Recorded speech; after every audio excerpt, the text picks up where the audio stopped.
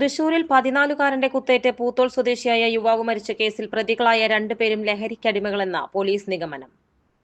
ചൊവ്വാഴ്ച രാത്രിയാണ് തേക്കിൻകാട് മൈതാനിയിൽ വെച്ച് 30 വയസ്സുള്ള ലിവിനെ 15ഉം 16ഉം വയസ്സുള്ള തൃശൂർ സ്വദേശികളായ കുട്ടികൾ കുത്തിക്കൊലപ്പെടുത്തിയത്.